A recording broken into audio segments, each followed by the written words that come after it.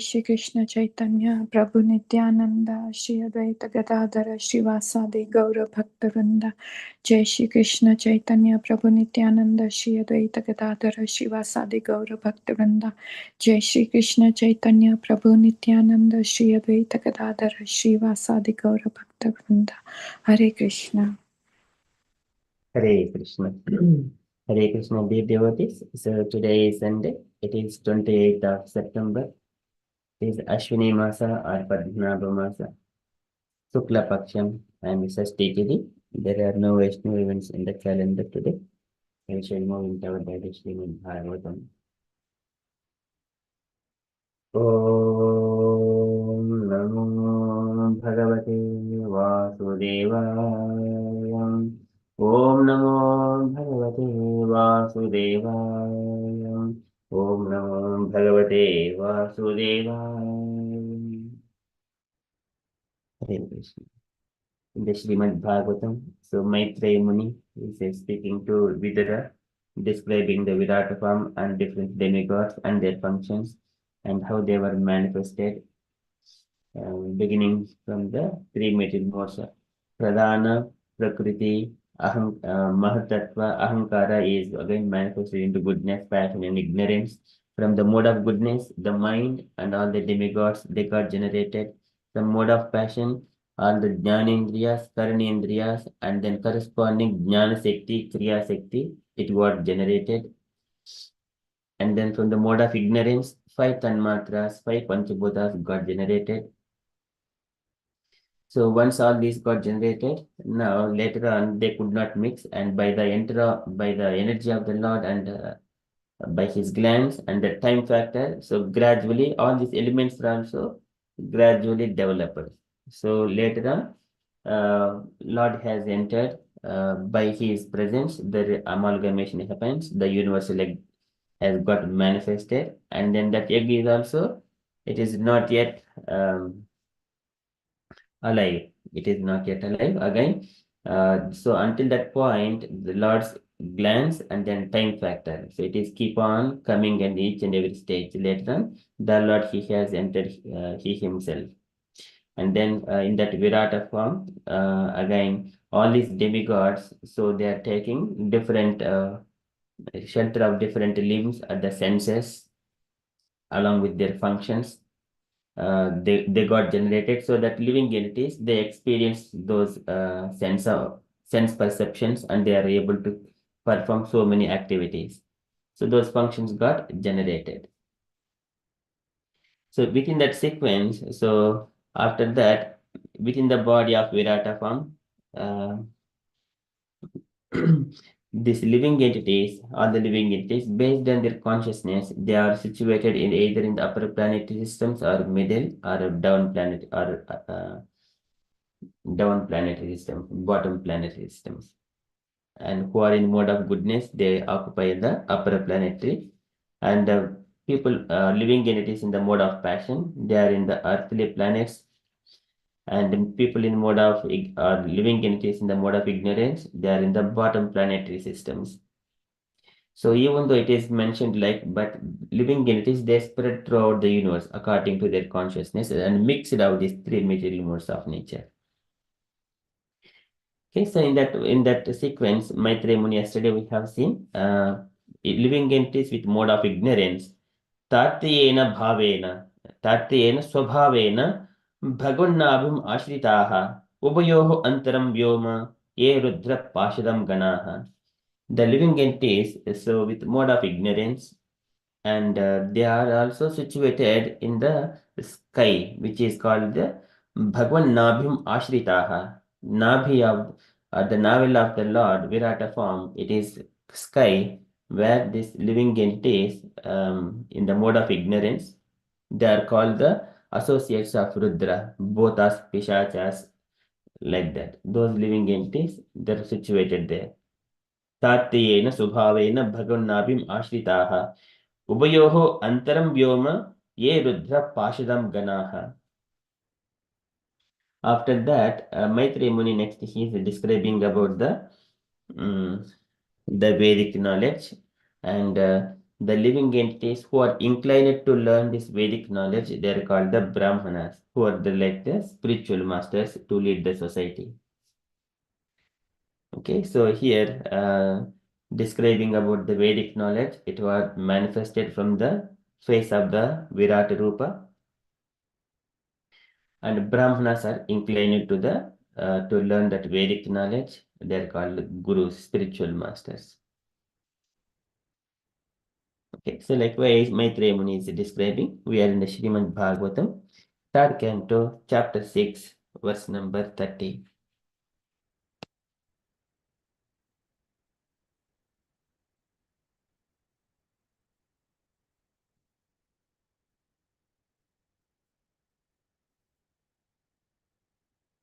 Mukato avartata brahma purushasya kurudvaha yestu unmukatvad varnanam mukyo abhut brahmano guruhu. Mukataha avartata brahma. Mukataha avartata brahma. Mukataha is from the mouth. Avartata got generated. Brahma. So Brahma is Vedic wisdom. So sometimes we may think that it is Lord Brahma. Brahma has got different meanings according to the context. Brahma is also addressing to the individual life force. That is also Brahma. Aham Brahmasmi. And Lord Brahma. And also Brahma has the Vedic knowledge. Tene Brahma. According to the context, it is meaning is given. So Mukataha avartata Brahma. So in this context is the Vedic wisdom. Purushasya kurudvaha of the Virata form, of the Virata Purusha. Purushasya kurudvaha, O chief of the Kuru dynasty, O Vidura. Yestu unmukatvad.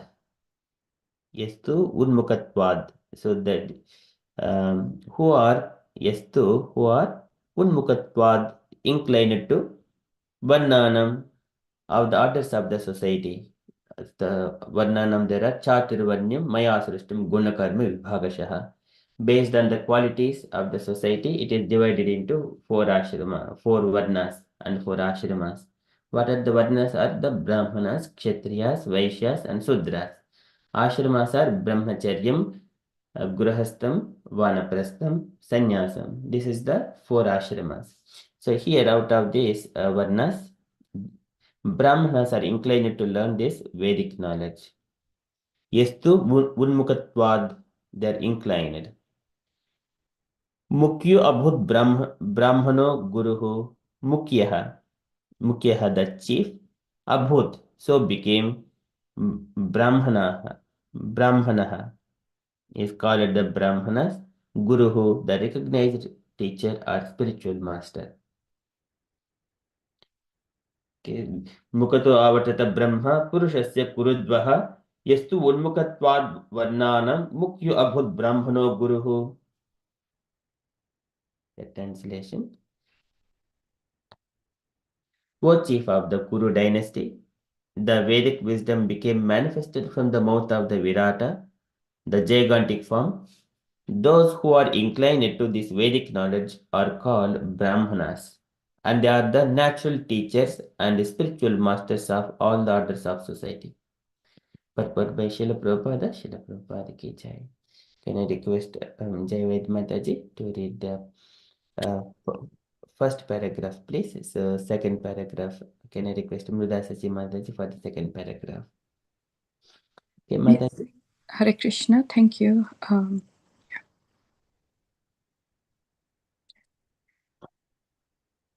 As confirmed in Bhagavad Gita 4.13, the four orders of human society developed with the order of the body of the gigantic form. The bodily divisions are the mouth, arms, waist, and legs. Those who are situated on the mouth are called Brahmanas. Those who are situated on the arms are called Kshatriyas. Those who are situated on the waist are called Vaishyas, and those who are situated on the legs are called Shudras. Everyone is situated in the body of the Supreme, in his gigantic Vishwarup form. In terms of the four orders, therefore, no caste is to be considered degraded because of being situated on a particular part of the body. In our own bodies, we do not show any actual difference in our treatment towards the hands or legs. Each and every part of the body is important, although the mouth is the most important of the bodily parts. If other parts are cut off from the body, a man can continue his life, but if the mouth is cut off, one cannot live. Therefore, this most important part of the body of the Lord is called the sitting place of the Brahmanas, who are inclined to the Vedic wisdom. One who is not inclined to the Vedic wisdom but to mundane affairs cannot be called a Brahmana, even if he is born of a Brahmana family or father. To have a Brahman father does not qualify one as a Brahman, even if he is born of a is Brahmana father does not qualify one as a Brahmana.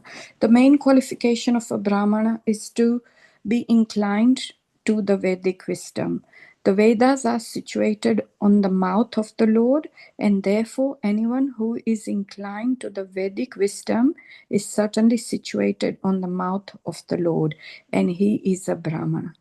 This inclination towards Vedic wisdom is also not restricted to any particular caste or community. Anyone from any family and from any part of the world may become inclined to the Vedic wisdom, and that will qualify him as a Brahman. Thank you. Hare Krishna. Srila Prabhupada ki jai. Jai. Thank you, Mataji. Okay, can you request Mrida Sachi Mataji, please? Hare Krishna Bhakti. A real Brahmana is the natural teacher or a spiritual master. Unless one has a Vedic knowledge, one cannot become a spiritual master. The perfect knowledge of the Veda is to know the Lord, the personality of Godhead, and that is the end of Vedic knowledge or Vedanta. One who is situated in the impersonal Brahmana and has no information of the Supreme Personality of a Godhead may become a Brahmana, but he cannot become a spiritual master. It is said in the Padma Purana.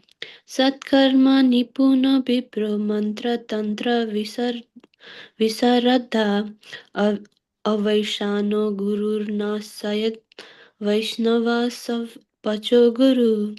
An impersonality can become a qualified Brahmana, but he cannot become a spiritual master unless and until he is promoted to the stage of Vaishnava or a devotee of the personality of Godhead. Lord Chaitanya, the great authority of Vedic wisdom in the modern age, stated किव्या नसी शूद्र केने नया यही कृष्ण तत्वेता से ही guru haya. A person may be a Brahmanan or Sudra or a sannyasi, but if he happens to be well versed in the science of Krishna, then he is fit to become a spiritual master. Chaitanya Madhyalila 8.1. The qualification then of a spiritual master is not to be qualified Brahmana, but to be well versed in the science of Krishna. One who is conversant with the Vedic wisdom is a Brahmana, and only a Brahmana who is pure Vaishnava and known all the intricacies of the science of Krishna can become a spiritual master. Hare Krishna Prabhuji. Prabhupada ki jai. Jai. Thank you, Mataji. Thank you so much, Mataji. Both Matajis. So here in this purport, Srila Prabhupada is describing about the four varnas. Chaturvarnyam maya srishtam gunakarma vibhavashah. So vidyakartaram apimam tasya kartaram, that is what is that shloka? So tasya kartaram apimam vidya akartaram avyayam chaturvarnyam maya srishtam gunakarma vibhavashah. So based on tasya kartaram apimam, so based on that vidya akartaram avyayam, according three material modes of nature and work associated with them, the four divisions of human society are created by me. And although I am the creator of this system, you should know that I am yet the non-doer, being unchangeable. With the Akataram, so Lord is not part of this Varnashrama Dharma. He is Avyayam, unchangeable. Okay, that is coming here. So Prabhupada is describing that statement. But everything is for the pleasure of the Lord. If I am doing something in the home, it is for my pleasure generally.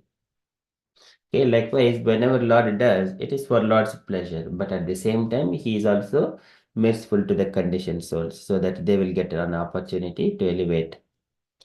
And bodily divisions are the mouth, arms, waist, and legs. Those who are situated in the mouth are called Brahmanas. So in the Purusha Sukta, it is Brahmanasya Mukamasit Bahu Rajanya Kuritaha Uru Tadasya Edvaishiha Padbhyagum Sudro Ajayata. In the Purusha Sukta, it is described, it comes from the Rigvedam.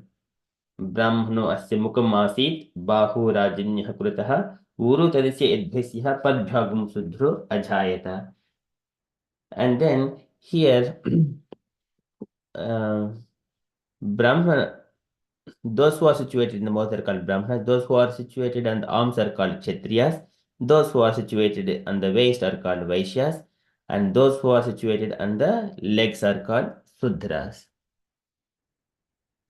Okay, so this is the Vuru Tadasya Yadvaisyaha. Vuru Tadasya Yadvaisyaha. That is who are situated in the waist. But here it is mentioned Vuru, the thighs, in the Rigvedam. Okay, of course, thighs and the waist are connected, but legs are the Sudras. And here everyone, so here in the Purusha Sukta, it is also describing the universal form. Chandrama Manaso Jataha Chakchu Suryo Ajayata Mukad Indrasya Agnisha Prana Dvayu Rajayata. So this is describing in the Purusha Sukta also, this whenever we are hearing these mantras from the Brahmanas in the temples, so they recite this one, but in a proper recitation. They describe like Sahasrasesha Purushaha Sahasraksha Sahasrapat Sabhumim Visvato Rutva Atyatishta Dashangulam. That sound is very beautifully they sing, very nice. But we may not come to that one, but it needs to be practiced. Okay, under the proper Brahmanas or spiritual masters. Okay, that is the gigantic Virat form and the different orders of the society. In terms of the four orders, therefore, no caste is to be considered degraded because of being situated on a particular type of the body. So, this is our experience. Even though if the leg is hurt, or hand is hurt, or the face is hurt, we feel the same pain. So, this is what no part is. This is degraded, considered to be degraded, because everything belongs to one body only, one person. In our own bodies, we do not show any actual difference in our treatment towards the hands or legs. Okay, we take care of everything. But here, giving an importance, again showing, but still what to discriminate. Each and every part of the body is important, although the mouth is most important of the bodily parts. Because if there is no mouth, we cannot eat food, we cannot speak, and then immediately there is a death. But even there are no legs, no hands. Some people we could see practically in this world, they're performing so many things with the mouth. Using the mouth, they can do so many other things. And we see some of the people, they are the swimmers without legs and without hands. Okay, likewise, still one can continue his life. But if the mouth is cut off, one cannot live. Okay, so therefore, this most important body of the Lord is called the sitting place of the Brahmanas, and who are inclined to the Vedic wisdom. So the Brahmanas are always Samodamaha tapaha saucham kshantihi arjavam evacha jnanam vijnanam astikyam brahma karma subhavajam. This is the Samaha Damaha. It is peacefulness and self-control, tapaha, austerity, saucham, purity, shantihi, adhyavam evacha. Shantihi is the tolerance, adhyavam, honesty, evacha, jnanam is the knowledge, vijnanam is the wisdom, and astikyam is religiousness. These are the different natural qualities by which the Brahmanas work. Okay, so samodamah tapah saucham shantihi arjavam evacha jnanam vijnanam astikyam brahma karma swabhavajam. So because they are there with the jnanam vijnanam, and they are inclined because this knowledge is manifested from the mukato avartita brahma, and Brahma has inclined to Vedic wisdom. And one who is not inclined to Vedic wisdom but to mundane affairs cannot be called a Brahmana, even if he is born of a Brahmana family or father. He is called Brahmana Bandhu. Brahmana Bandhu, so relative of a Brahmana, but they are not Brahmana. Okay, so to have Brahmana father does not qualify as a Brahmana. And then main qualification is the purificatory process that starts from the Garbhadhamana Samskara, and then later on, once he is born, and then once he comes to that proper age, then he will be given Vedic knowledge by Upanayana, those samskaras, and then practicing learning of the Vedas. Then he will become first of all, Dvija is the second birth when he receives the sacred thread. That the time he is called Dvija, and then once he is getting further practice, he becomes Vipra, and then further gradually continuing, then he become a Brahmana, Brahmajanat iti Brahmana, who is now well understanding about the Brahma. Brahma is the life, complete life, no more matter. Who knows in that philosophy, he's called Brahmana. Okay, so therefore, these Vedas are situated on the mouth of the Lord, and therefore, anyone who is inclined to the Vedic wisdom is certainly situated on the mouth of the Lord, and he is Brahmana. And the inclination towards the Vedic wisdom is also not restricted to any particular caste or community. But here, that is right. It is not restricted to any particular community or caste. But however, uh, even the born of different Sudras or Chandalas or from different Mlechas and Yavanas, they can also take. And then in due course of time, they will be purified. And in their next generations, they will get more opportunities, become Brahmanas like that from the beginning of their life. So it is not restricted to anyone. But here generally, Brahmanas, because they are already Brahmanas and their children also become Brahmanas, automatically they will have, naturally they have got all facilities.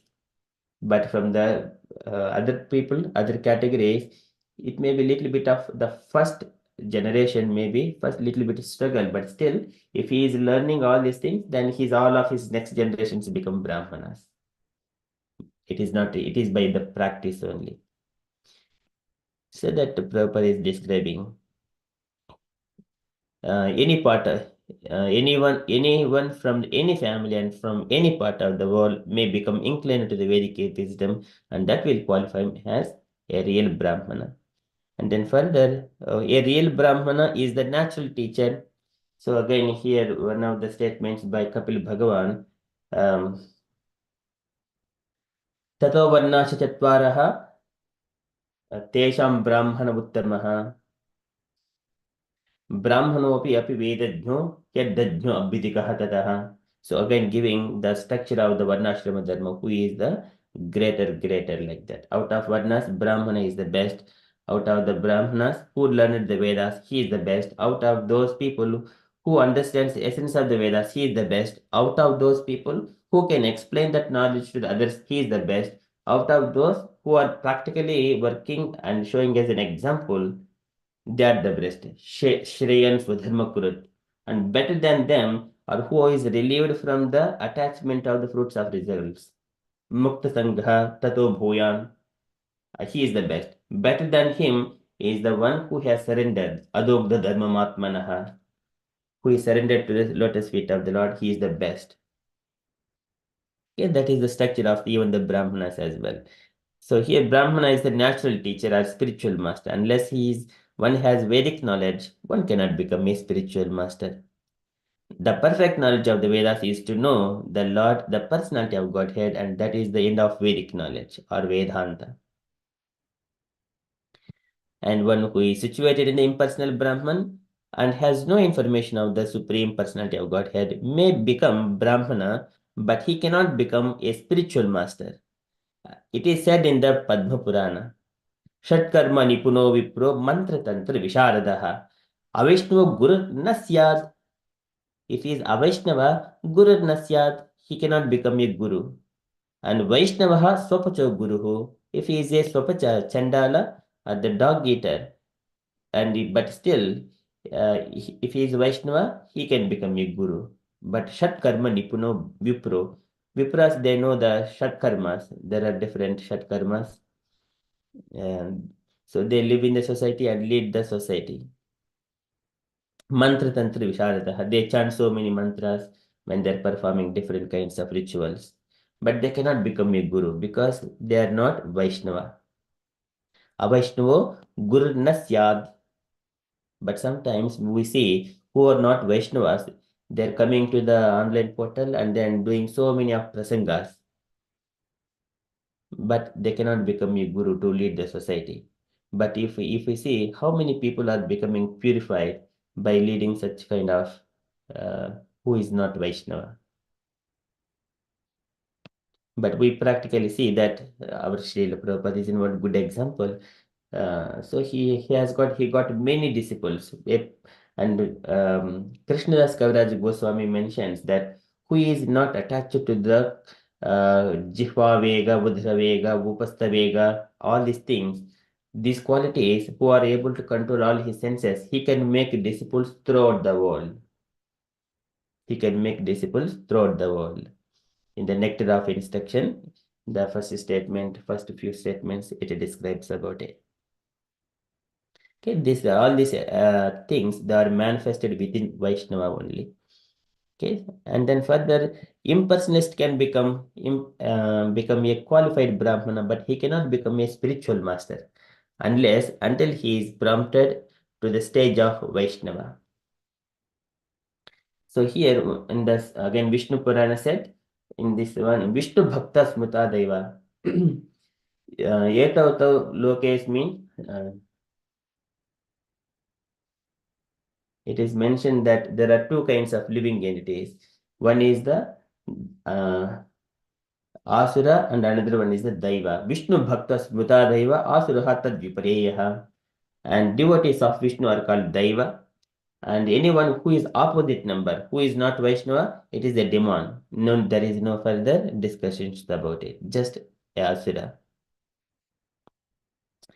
Okay, so that is another statement from the Vishnu Purana. And here again, Lord Chaitanya also mentions that Kibha Vipra Kibha Nyasi Sudra Kene Naya Yei Krishna Tattaveta Sei Guru Haya. Who knows the science of Krishna? He can become a spiritual master. He is fit to become a spiritual master. Okay, so that Krishnadas Kaviraj Goswami mentioned in the Chaitanya Charitamrita. He may be a Brahmana or a Sudra or a Sannyasi, but if he happens to be well versed in science of Krishna, he can become spiritual master. Okay, so the qualification then of a spiritual master is not to be qualified Brahmana, but to be well versed in the science of Krishna. We know so many of other examples in the history. All Vaishnavas are not actually taking birth in the Brahmana only. They are from different communities.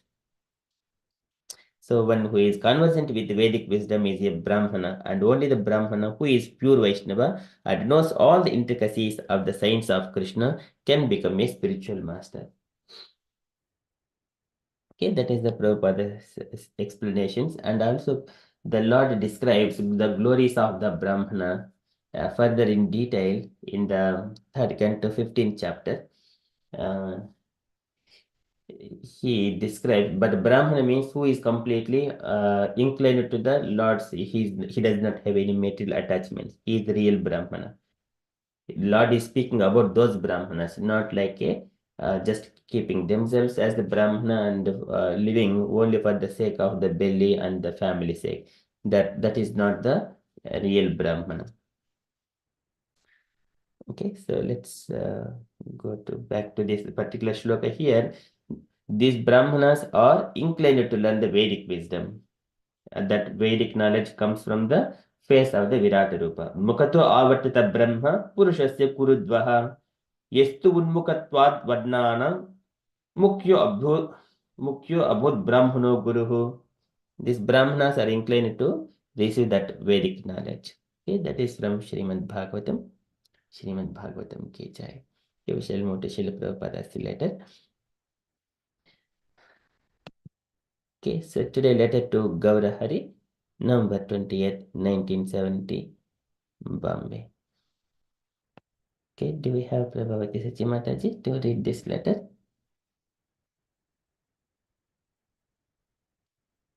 Sorry, Prabhuji, I'm just getting ready to go to work. Sure, Mataji. That's fine. Thank you. Jayaved Mataji, would you like to go on, Mataji? Yes, yeah, Hare Krishna. My dear Gaura Hari, please accept my blessings. I beg to thank you for your nice letter dated 26 Damodar 484 Chaitanya era. It is my great pleasure that so many fine young boys have joined this Krishna consciousness movement and they're finding that their lives have been saved by this simple process. I have many times expressed my sympathy with the frustrated and unhappy younger generation of your country, and it is our duty to teach them this formula for peace and happiness by chanting the Mahamantra. This is the business of a devotee. He himself finds the secret that by simply loving Krishna, one automatically acquires love for all other beings, and he takes it as the prime duty of life to spread this sublime knowledge to everyone he meets. I'm very glad that you have decided to become a Grahastha member of a society. That is the way of civilized and upright human life. After practicing brahmacharya and training under the guidance of a spiritual master, the Vedic system is prescribing the ashram of Grahastha for those who are still desiring to enter into married family life. The so-called institution of free love marriage is ruining the human society, and it is our duty, therefore, to re-establish the correct procedure of human life in the matter of encouraging our disciples who wish to marry to enter into a contract of spiritual wedlock. Such contract is made on the basis of compatible service of the Lord, because such mutual cooperation in serving the advancement of Krishna consciousness minimizes the illusion of material compatibility and incompatibility. We are seeing practically that our householder couples are setting an example for all persons that the perfection of happy family life is not based on sense gratification but on sincere service to the Lord. I have already replied to Sriman Lochana Das the circumstance concerning the girl Lisa, whom you mentioned. Anyway, if you make either this arrangement or some other, I shall be pleased to offer my blessings upon you both in your marriage. Simply be anxious to keep your life, married or otherwise, always on the platform of pure devotional service to Krishna, and be happy chanting Hare Krishna. Hope this will meet you in good health. Your ever well-wisher, A.C. Bhaktivedanta Swami. Srila Prabhupada ki jai. Yeah, thank you, Mataji. Any takeaway points, Mataji, from this letter? Yes, so I think 2 or 3 just summary bullet points. So the main thing, the first one, I think he's stressing on the Mahamantra, that how much happiness you get by chanting the Mahamantra. So that should be the focus of everybody's path, to to bring the young people into the Krishna consciousness moment. That is a start, and that is what he's emphasizing on, that it will truly change people's life. The second thing is about the varnashram that we've just been talking about. So in this one, it's the grahastha, and ideally that is the way it should be, that you start from brahmacharya and then grahastha and so on, because sometimes there is a risk that if later on in life you could fall down. So best to do it properly. But even in the grahasthas, it's best if the husband and wife both have the same focus, the same goal in their life, that they do everything for Krishna. So Krishna should be pivotal in their life, and that is the way to progress, not just in their material life but in their spiritual life as well. So less focus on sense gratification, but more serious service to the Lord is what he's emphasizing, and both of them can help each other if it's done properly. So those two are the main 2 points that I took away from there. That he's not, I think, stopping anyone from getting married. He just saying that your main focus should be Krishna even after marriage. Thank you. Hare Krishna. Hare Krishna. Thank you so much, Mataji. Very nicely explained and summarized in bullet points. Okay, perfect. Thank you so much. And any other comments, dear devotees? Meena Mataji, you wanted to add anything, Mataji? Hare Krishna. I know Mataji just explained everything. Just one small point, in the first paragraph that Prabhupada is mentioning that by coming into Krishna consciousness, automatically, if they come, they love everybody, each and everyone, love for all other beings. So loving the Krishna, we love everybody, which is, I think, is really touch my heart. Yeah. And that's why we have to, this knowledge has to be spread to everyone. So, loving the Krishna, we love everyone. Yeah.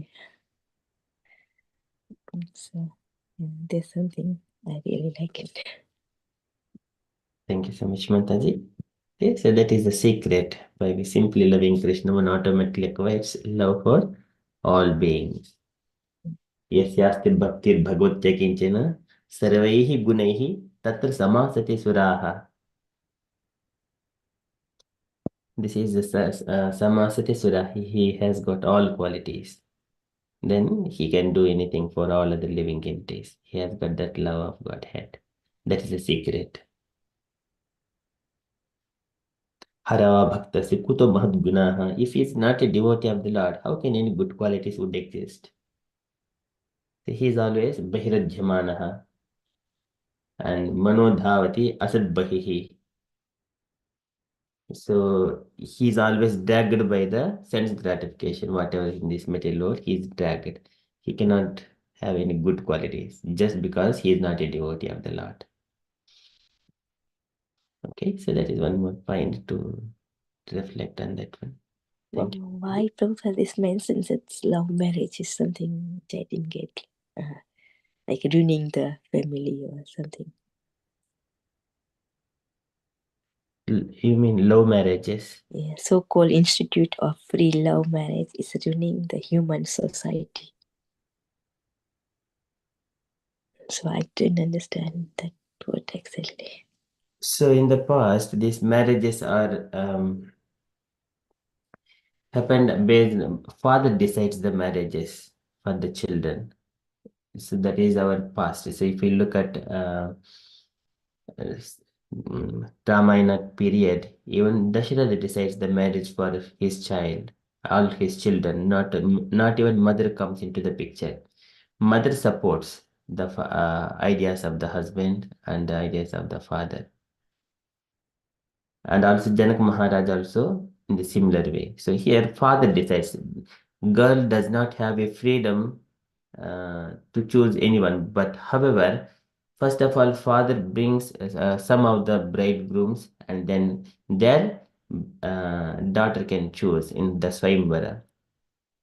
And sometimes the father may arrange a particular kind of jewelry, like the Swayamvara, like Draupadi Swayamvara, and also in Krishna's pastimes, there is a Lakshmana Swayamvara.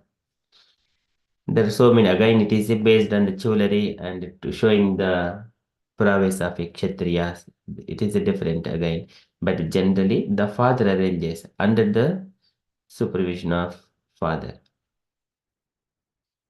But here, whenever the bride and the bridegroom, they are trying to choose by themselves, it is based on sense gratification, attraction of the bodily thing. So that cannot stay for long, because if you do not give sense gratification to me, if you are not able to please my senses, immediately there is a divorce. Because that is only on the bodily level. That kind of marriages does not. It is a cats and dogs business. Prabhupada does not accept that one. But if both are in Krishna consciousness, then they know the higher purpose. They know that they are not the bodies, they are the spirit souls, they are part and parcel of Krishna at the moment. Whatever the husband, whatever the wife we have got, their arrangement by the Lord Himself, and continue in all times and circumstances until end of their bodies. In our Puranas also we see some of the wives and husbands. In this life, they're husband and wife. In the next life also, husband and wife. They will follow their husbands. That is the Vedic wisdom. Okay, there are many examples, but Hare Krishna Mother. Thank you. And in that part, so like from the bone, like somebody born, they cannot be a Kshatriya Brahmana, but it's how they can live like that. Then they come under that, isn't it? Like not from the birth. Yes. They follow like Kshatriya. So that means like most of them, because we are just working, so we are like or like not like that. Yeah, Even though born in birth is like say the Kshatriya, but we cannot still call Kshatriya like that. Yeah, born in Kshatriya family working under someone as employee. It is a Sudra. That is Sudra. Oh, okay. all the employments, they're all coming under Sudra. It doesn't matter you are a Brahmana or Kshatriya. As long as you are working under some person, you are a Sudra.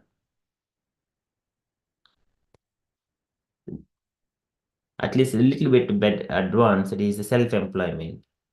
I am not depending on someone. It is I am depending on at least only my livelihood. That is better than the employment. Employment where you work for all of whatever they say, you have to work. And you need to walk in their steps. That is employment. That is a Sudra business. This is again Paricharyatmakam. What is that shloka? Krishi Goraksha Vanijyam Vaishyakarma Subhavajam. Paricharyatmakam Karma Sudrasyapi Subhavajam. Just working by as other people are saying, that is the karma of a Sudra. Sudrasyapi Subhavajam. But here, as self-employment, sometimes we may see so many other people in our society itself. They're self-employed or the business, they have got their own business. They do not depend. Sometimes we see the Vaishyas, they have got their own shop. They don't work for someone. It doesn't matter whether it gives profits or not. That is sufficient for them. Okay, that is better business than the Sudras. Sudras work for other people. And also the farmers, they're also coming under Vaishyas. They do not depend on someone else. But who works under someone, he is Sudra. Paricharyatmakam karma Sudrasyapi Subhavajam. Who work for the army and like police, they come under Kshatriya. So army, it is there. They are employed by the government straight away. They are all Kshatriyas. They are Kshatriya, okay. So as long as they work in the army, they are Kshatriyas. Once they come home and they do not exhibit their Kshatriya qualities, he's again in the Sudra business. So only Brahmana who the marriages and things like that come under Brahmana. Even though if they don't born in birth in the Brahman family. But who do the, like, Prabhuji, you are showing, like, giving all katha and things like that, like, every day explaining some come under Brahmana qualities. So here we have that is Brahmanas means it is second initiation is done, and then Gayatri mantra following rules and regulatives principles. They must be continued. But sometimes we are in the Krishna consciousness. But I am also, for example, a person who is speaking, he is also working for a family for the livelihood, but where he is working, it depends. And that is work is maybe Sudra business. And here once again, Sudra business, whether it is needed or not, again it is a matter of question. Again, family circumstances. And But then like some of them, like, even taken second initiation, but still they are working for somebody else. Like, yes, so that is the spiritual master. Spiritual master, he strictly forbids the Brahmana to work under someone. like, so somebody has taken initiation second, but For example, some spiritual masters allow, some spiritual masters do not allow. For example, my spiritual master, His Holiness Bhakti Vikasa Maharaj, he is strict about all the rules and regulations what Prabhupada has given. But a Krishna consciousness person does not have to fully surrendered Krishna consciousness person. He does not have to work outside. He simply executed the Krishna consciousness business, that is sufficient. But for the family's sake, the first initiation, if he is still working, that is all right. But for the chanting and then following regulative principles, chanting 16 rounds, following regulative principles. That is the first thing. So he is qualified for first initiation. Second initiation means Brahmana. He is a spiritual master, but he should not be working under someone Sudras or Vaishyas like that. He is above the three orders, above other orders. but then how can they maintain their family? But then they don't have to take second initiation. That means if they were working like that. So there they can receive by Brahmana business is they can take the whenever they're helping the society, for example, Brahmanas are performing the rites. At that time, they will receive the charity from the people, from the society. That way, and Kshatriyas are there to provide the livelihood to the Brahmanas. But nowadays, Kshatriyas do not do that one.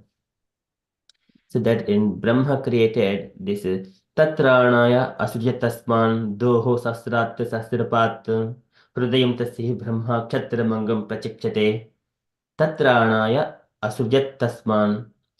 Kshatriyas are created to protect the Brahmanas. They need to provide the supply to the Brahmanas, and their well-being needs to be taken care of by the Kshatriyas. अतो ह्यन्योन्यमात्मानं ब्रह्मचत्रं च रक्षतः रक्षति स्म अव्योदेवः स यः सदसदात्मकः. When there is a cooperation between the Kshatriyas and Brahmanas, society will be happy.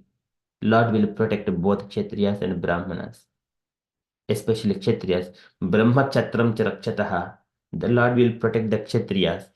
As long as Kshatriyas are the government, they are protecting the Brahmana community, the Lord will protect that government. If It we is have very difficult, isn't it, in real life? yes, but it's not difficult. But It is and then, only like, only second initiation people, like, whoever they only get chance to do abhishek and to, like, make food for, like, prasadam for the Krishna, like, offer. Otherwise, yes, they don't get any chances like that. yes, that's right. But they have to work because they have to maintain, and still they take second initiation. Because you will not get anything. Like, who are in the brahmachari living in the ashram, you can provide, like, people are donating in temple. But who are the grihastha, and still want to like second initiation. How can then they maintain without? So here, Grihastha, second initiation, they will perform the ceremonies and then perform rites, rituals, and then they engage themselves in those activities and get the charity from those people and then use it for the family. That is what generally business. And then there is again, government must be supplying. This is what we have been. A Kshatriyas needs to be protecting the Brahmanas by supplying whatever the livelihood they needed. If we see in the past, so many Kshatriyas, they used to perform yajnas. Yajnas means all the Brahmanas are called. Hundreds and thousands of Brahmanas come there. It doesn't matter, they know the Vedic knowledge, all are getting a chance to recite or perform the mantras, but everyone are given the charity in generously. So that's why everyone are encouraged to perform the yajnas and provide, give charity to the Brahmanas. Because the real Brahmana, he does not depend on anyone for the lively sake.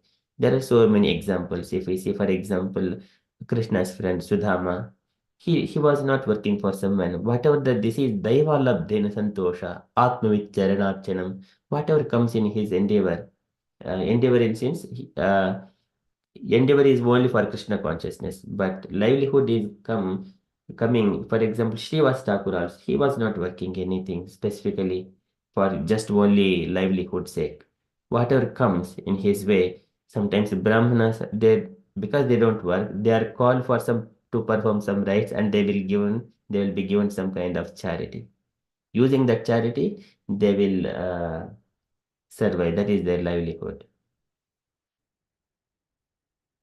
Yeah, because like in Sudama case also, like Sudama never asked to give, and that's why nobody has given. That's why nowadays, not now, but at the time also, Brahmana have to ask to give, because otherwise people like not giving.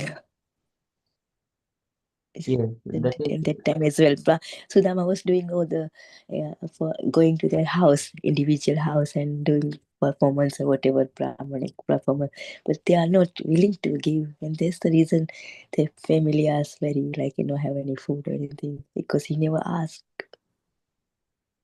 Yes, that is real Brahmanas, they do not ask. If we know the one of the pastimes of Rantideva, have you heard about Rantideva? No. Yes, yeah. Would you like to share some I information? don't know much, but As much as you know. Rantideva, I don't know too much, but just a very basic outline was, I think he was fasting for 48 days, and then he was about to break the fast, and I think a Brahmana comes and he gives some portion of food to him, and then after that a Shudra comes and he gives a portion of food to him as well, and then afterwards so almost most of his food by this time was going, and then I think at one point someone comes. He thought he will drink some water at least and break his fast that way, but then somebody else comes and takes that water away, so then he wasn't left with anything, but then I think it was the demigods who come back and they tell him that they were just testing him, all four of them or something, something like that. Very beautiful, Mataji. Would you like to read this particular paragraph, Mataji? I think you said just summary. Let us see how much big it is.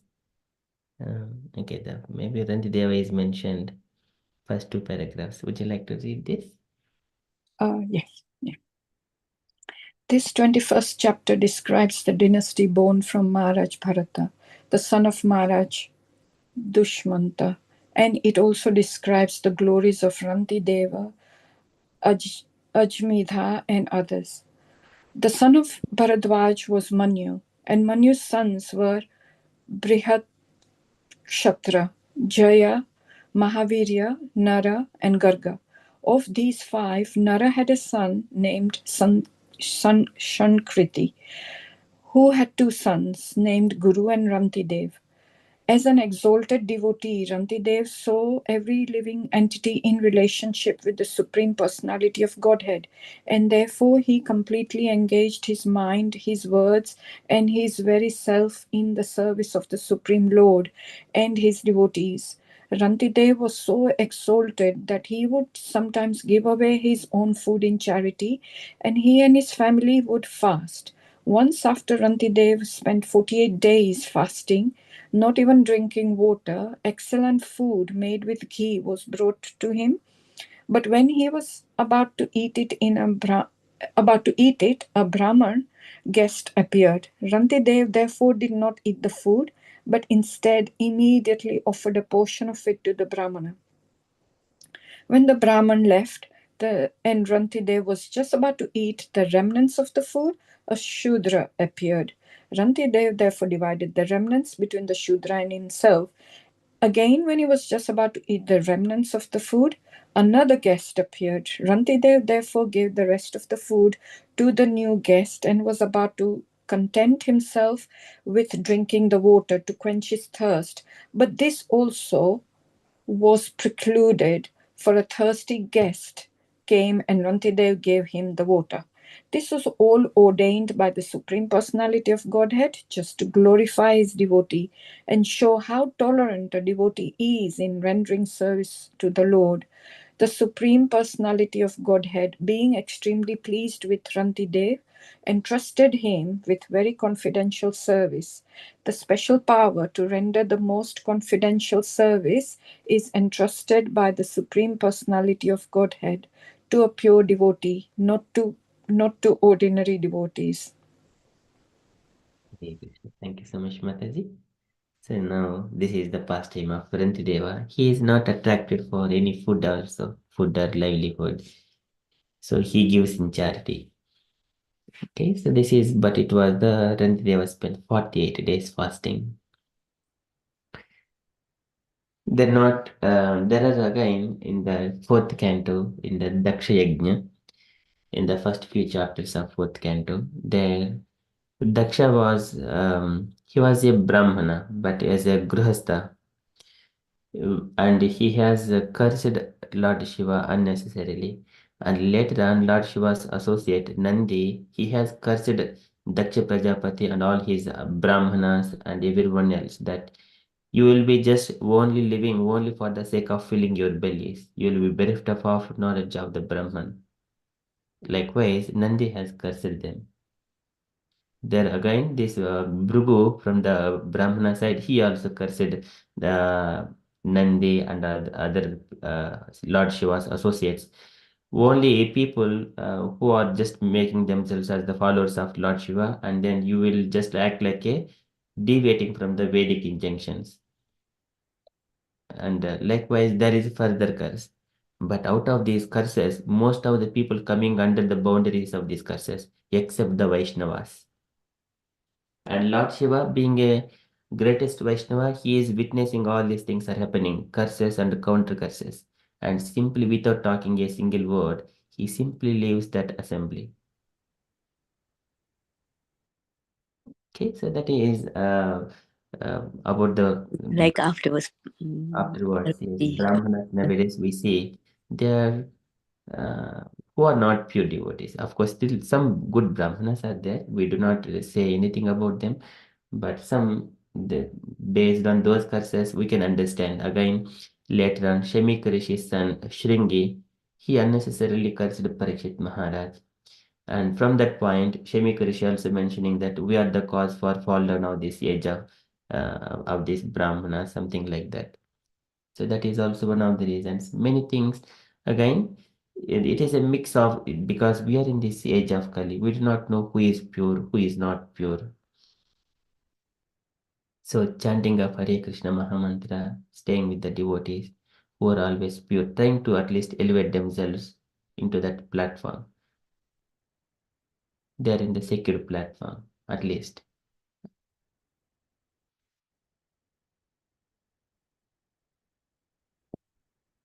So these Brahmanas, maybe when we become Brahmanas, generally if there is some way of livelihood is there, we do not have to work for someone else.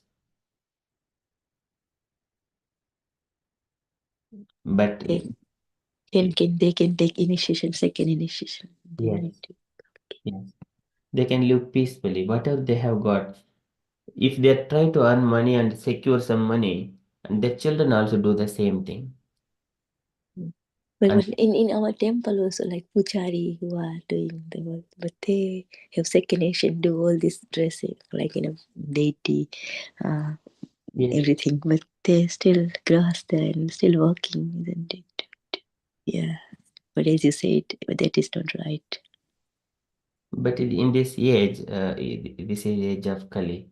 Yeah. But, because nobody will give otherwise, like, even at that time also Sudama never asked, so nobody was giving him, even that they are taking, like, granted he did the puja and everything, and then he's not asking, and they at that time they were not giving. So in the Kali Yuga, how can anybody give without asking?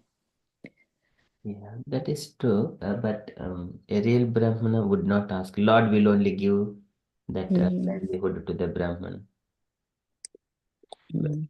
This is again Lord Brahma. He mentions that my word will nabharati mingam vrushopalakshite navai kuchin me manaso vrushagatihi yenme kanchavata drito harihi.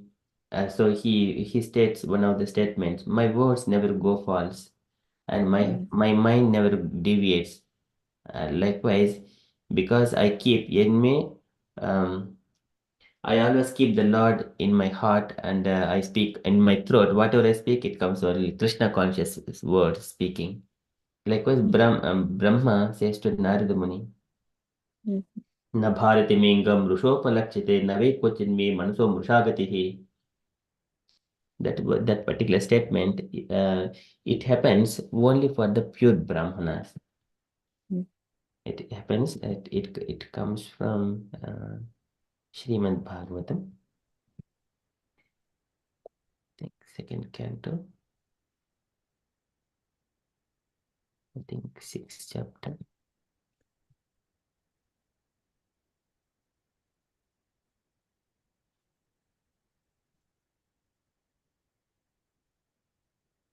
This one. So this one, na bharati mengam mrushopalakshite nave kvachin me manuso mrushagatihi name shishikani patinki asatpate yenme shudat kancha vata druto harihi.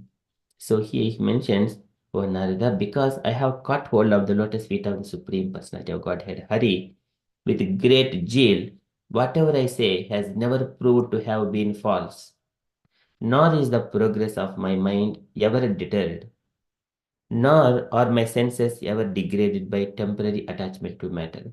So, in this particular state, the Lord will protect the devotee, and the need of the devotee is not neglected by the Lord.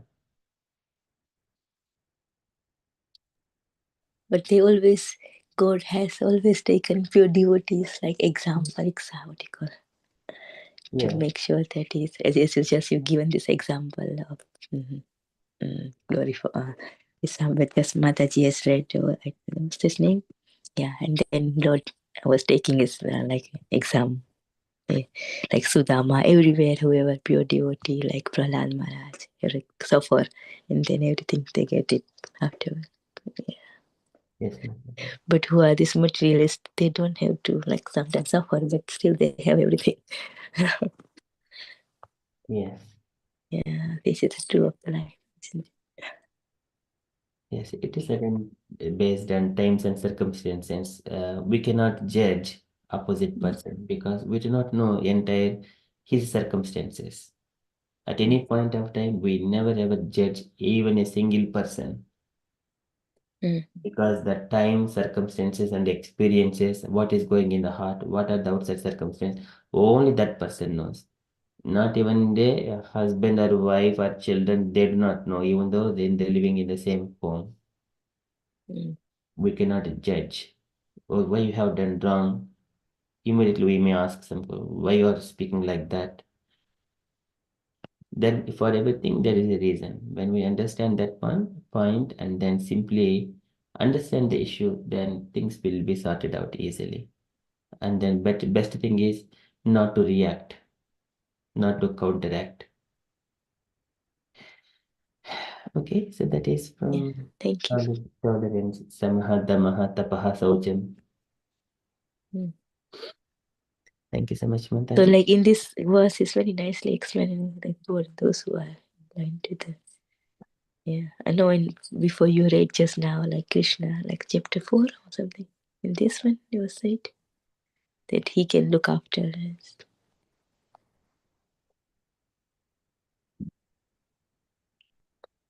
Okay, this is the which we have read. Okay, before you just like just shared. What was that translation? This one, Mataji. Yeah, just now. Yeah, this one. Yeah, okay. So this one about the devotee who is completely surrendered his soul to the Lord. So all Yeah. his words and his senses, his activities, they will never ever be fall down. But for a pure devotee. So such kind of devotees are always protected by the Lord. Yogakshemam vahamyaham. But some devotees, when Lord is more merciful to them, he will take everything away. Yeah. That is dhanam cha manam cha.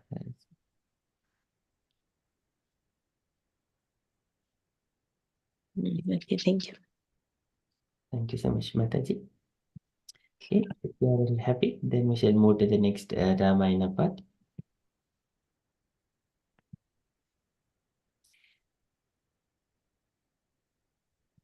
Okay, so thank you, Javed Mataji.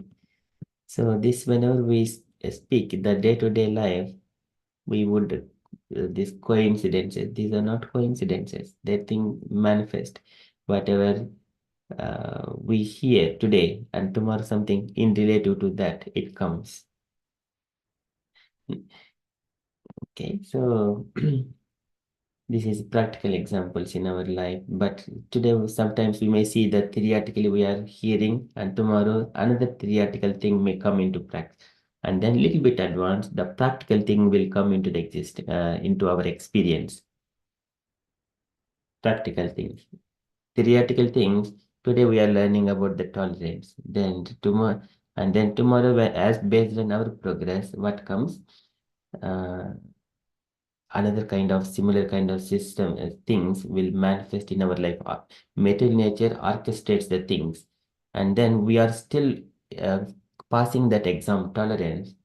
The more tests will come, the practical experience, something which would happen to our life. It is kind of a big exam. Whether I need to be, it is a bit crying. Sometimes it is intolerable, but still we have to tolerate. That's a kind of big exams. Nothing would happen coincide. Okay, Yes. so when we are learning one particular thing, either qualities or Vaishnava qualities, any knowledge, we would practically experience based on our journey in our life. It's very true. Yeah. Thank you. Tolerant. Yeah. That is very important in life. Thank you, Prabhuji. Thank you, Mataji. Okay, so we shall move into the Ramayana. Okay, so we have completed chapter 5. In the chapter 5 of this is second part, and in the previous chapter was the Rama's determination. So at the end of that chapter, we see that Rama is determined to stay in the forest, and later on, and the demigods intervened themselves, and they have spoken invisibly to Bharata and Rama, those brothers, the divine brothers, and Bharata also understood. And then he also on the condition that after 14 years, Rama would come back and again take up the throne. So until that point, and Bharata, he is ruling the kingdom, and still outside of the Ayodhya, he is with matted hair, eating only the fruits and roots, and similar to the how Rama is living in the forest. In the similar forest fare, he is eating fruits and roots and live outside the Ayodhya, and then keeping the sandals of Ramachandra on the throne, he used to go and report the administrative activities of the kingdom. Okay, in such a way, Bharata is determined to rule the kingdom. Okay, so with that one, later on, they have returned to the Ayodhya, Bharata, and all of the entourage. So when they entered the Ayodhya, at that time there are no people. Everyone accompanied Bharata. So because of this determination, everyone's endeavor to bring Rama to the Ayodhya, all people at the end of this is their endeavor now, but at the end of Rama's pastimes after 11,000 years, they all went along with Ramachandra. That is practically expected. They have put full endeavor here. If there are millions of people going to the forest, not everyone are getting an opportunity to meet Ramachandra, but they have accompanied Bharata. They were able to see Ramachandra. They have put their endeavor. It doesn't matter, they will get a direct association of Ramachandra to speak and give handshake and talk like that. But still, their endeavor is there. But at the end of their lives, they all went back to the abode of Godhead along with Ramachandra. That is practically happened for all of the Ayodhya people. And practically, Ayodhya was empty after 11,000 years when Rama was wound up all his pastimes. Okay, so that was the Ayodhya's condition and people of Ayodhya as well. So So that you said was, like after 11,000 years, yes, when Rama left, every old Ayodhya was empty, like that. yes, all people of the Ayodhya, they have left along with Ramachandra. Okay, with the Saryu river, isn't it? Yes. Okay.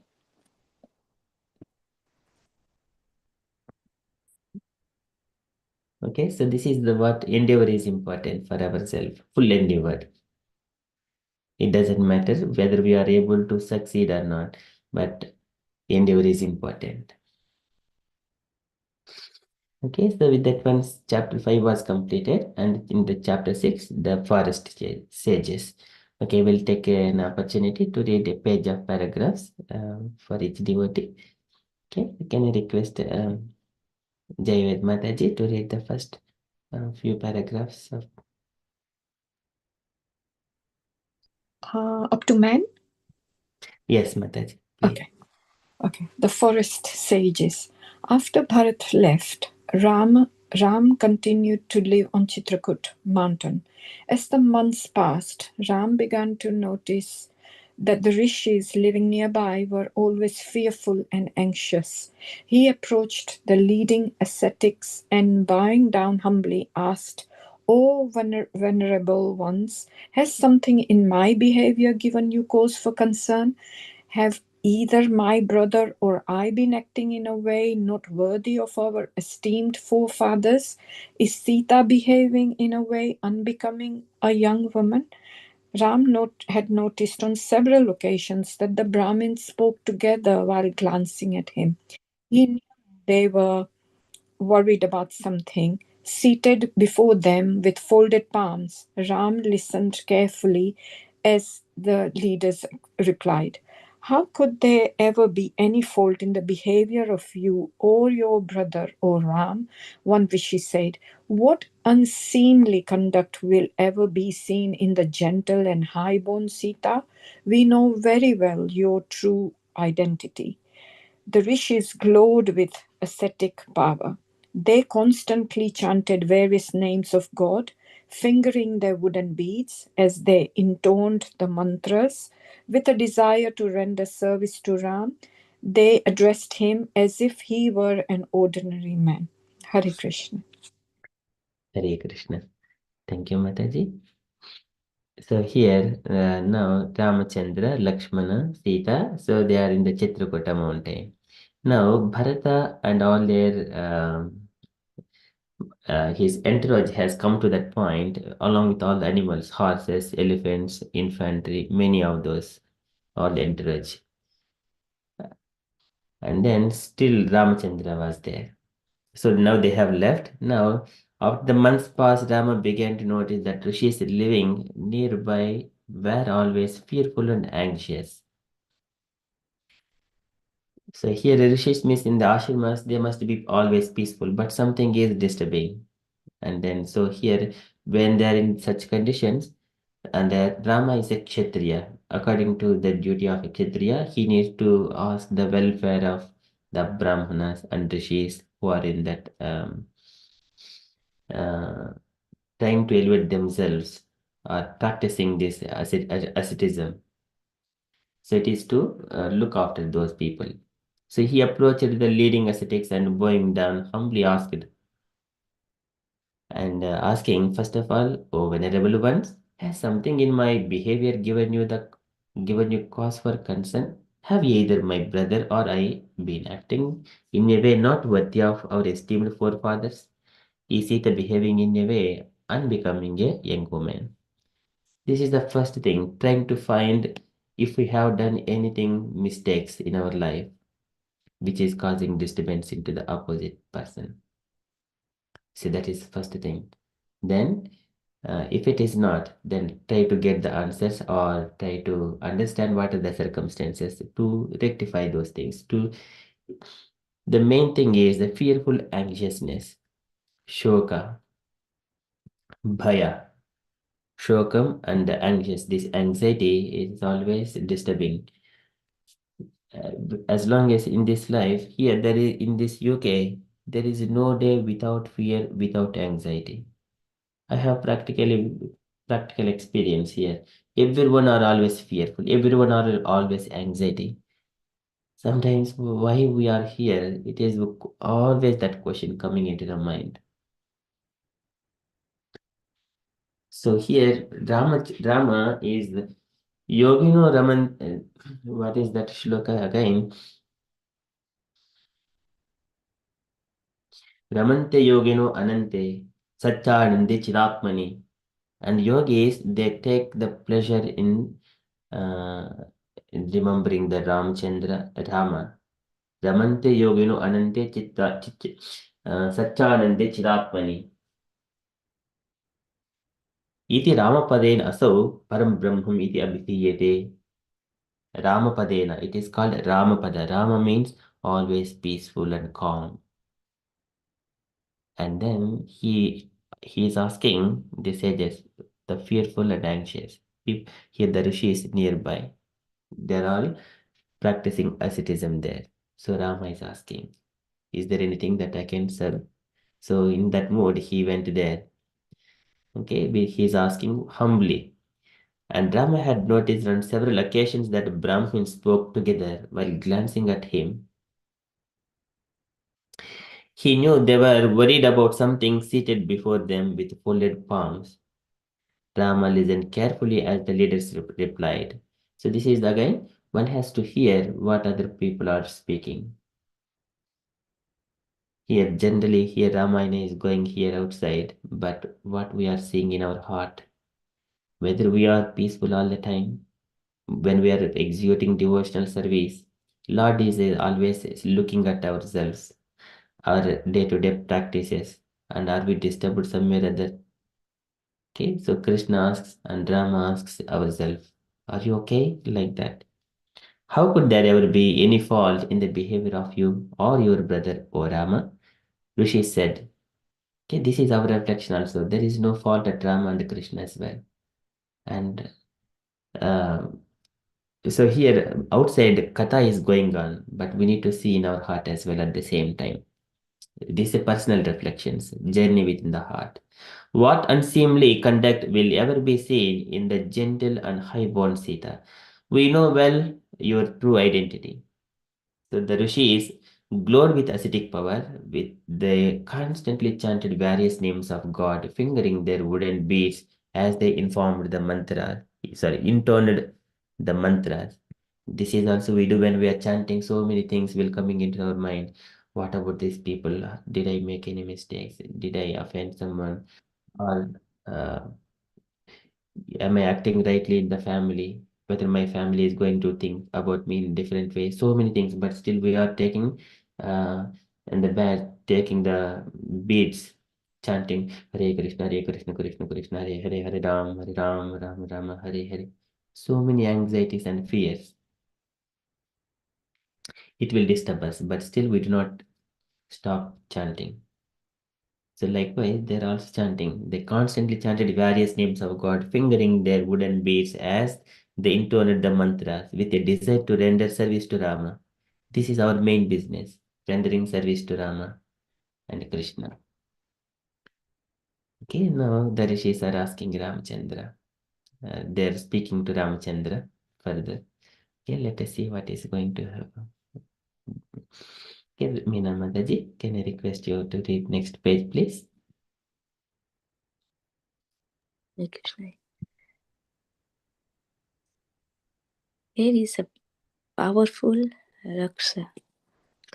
Rakshasa called Khara living near here. The Rishi continued, this demon is Ravana's younger brother and he is brutal, uh, haughty and sinful.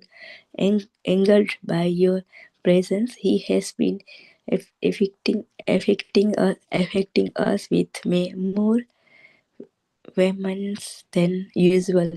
Rama frowned as he heard about the Rakshasa. He could not tolerate any aggressions towards towards the Brahmins. The Rishi went on Kara and his horned as Rakshasa constantly impede our sacrifices. The demons show themselves in hideous, savage, and frightening forms. They throw flesh bones, excrement, and urine down from the sky, defeating our sacrificial arenas. They make strange and terrible noises, and it is only a matter of time before they become violent towards us. We therefore desire to leave this place. Seeing sacrifice as their scared duty, the ascetic wishes to go to another forest where they would not be disturbed. As Brahmins, they would not themselves fight the Rakshasa, although they were capable of shaking them by their mystic power. They also understood that Rama wanted to destroy the demons, especially their leader Ravana. Hare Krishna.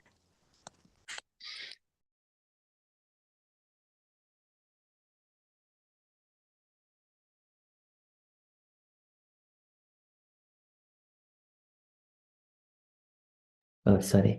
Hare Krishna Mataji, would you like to read last paragraph as well, please? The Rishi went on Kara and his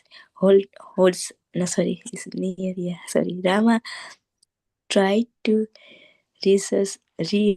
Rama tried to reassure the Rishi, but they were determined to leave. Having stayed on Chitrakoot for some years, the renounced ascetics were also concerned that they may have become attached to their material situation.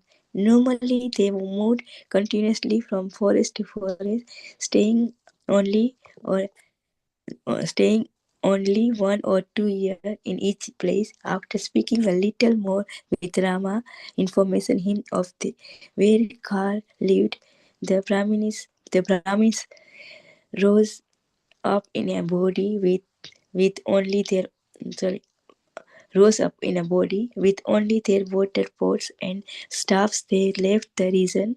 Rama followed them for some distance in order to see them off with respect. He then returned to his hermitage, considering in his mind how to deal with the Rakshasas. Hare Krishna. Hare Krishna. Thank you, Mataji. So here, so those leaders of the ascetics, they are speaking to Ramachandra, and then they say that we don't find any faults, O Rama, in you or your brother or Sita. Okay, so and here they're starting speaking about a Rakshasa here. They are called Khara and Doshana. Khara and Doshana. What are these Khara and Doshana? So, okay, we'll come to that point later on. So here, powerful Rakshasa called Khara living nearby. These are the Ravana's younger brother and he is brutal, haughty and sinful. Angered by your presence, he has been afflicting us with more vehemence than usual. This is the first time Rama is going to show his valor against the Rakshasas. So single-handedly Ramchandra, so these demons with 14,000 demons, they attack Ramchandra. Just one person, he just killed all of them while Lakshmana was guarding Sita. Okay, so but here, so now as soon as Rama frowned as he heard about the Rakshasa and he could not tolerate any aggression toward Brahmins. So that is main thing. So Brahma is the Brahmachatram Charakshataha. This is a Kshatriya is Tatranaya. To protect the Brahmanas, Kshatriyas are created by Brahma. And then further, the Rishi went on, Kara and his hordes of Rakshasas constantly impede our sacrifices. The demons showed themselves in hideous, savage, and frightening forms. They throw the flesh and doing so many other things. They make strange and terrible noises. It is only a matter of time before they become violent toward us. We therefore desire to leave this place. So this is all, what is our reflection here when we are in the devotional service? Some way or other, these demons, they represent particulars very subtly, and they are always disturbing us. And in our devotional service, obstacles coming in different ways. Okay, so here, whenever it becomes done, we should not react to that one. We should not react. Okay, so here, seeing the sacrifice as their sacred duty, the ascetics wished to go to another forest where they could not be disturbed. This is what they wanted to do it. As Brahmins, they would not themselves fight Rakshasas, although they were capable of checking them by their mystic power. It is a duty of a Kshatriya to punish these Rakshasas. So that's why in the pastime of in the Bhagavatam also, the Vena is a cruel king. He is the father of Prithu Maharaj, and when he was doing all this nonsense, going against the Vedic injunctions and disrespecting Brahmanas, at that time Brahmanas, they have with their utterance of the sound, just like that. With that sound itself, they have killed him. And later on, the rogues, thieves, robbers, they have been disturbing the society. At the time, the Brahmanas and Rishis understood that. But even though they were able to check them, it is a duty of a Kshatriya, not themselves personally. So for that purpose, they went to the Vena's dead body, and then with the mantras, they have created Prithu Maharaj from the body of Vena. And then Vena can do from the body of Vena, Prithu Maharaj can further execute his duties to protect the people. So likewise, it is not the duty of a Brahmanas to fight against the Rakshasas, although they were capable of checking them by their mystic power. So they also understood that Rama wanted to destroy the demons, especially their leader Ravana. Okay, by the time Rama also has got some information, and so this is the plan of the demigods as well. And also Ramchandra specifically, he has mentioned to Kaikeyi as well. I am the supreme personality of Godhead. You always remember me. In the previous chapter, that is the first time that is a secret to it was revealed that about his identity. But he did not reveal his identity to everyone else. Even though there are great sages and many other people, he did not specifically say that past about his real true identity. Okay, only Kaikeyi knows at that point so far. Okay, and here Rama tried to assure the rishis, but they were determined to leave, and having stayed in Chitrakuta for some years. And again, staying at one place for a long time, again, attachment to the place as well. So they may become attached to their material situation. So normally they move continuously from forest to forest, staying only 1 or 2 years in each place. So after speaking like that, informing him of where Khara is lived, the Brahmins rose up in a body and they have left. And with only their water pots and staffs, they left the region. And Rama followed them for some distance in order to see them off with respect. Again, whenever our relatives comes and going, we need to go for a little bit distance, not until the end to make sure that they have left or not. A little bit of distance to give some respect. And then we stop there and then have a glance at them once as they leave. So that is, this is with respect. He then returned to the hermitage, considering in his mind how to deal with the Rakshasas. Okay, so further, we shall read one more paragraph, one more page. Can I request Usha Mataji, please? Next page.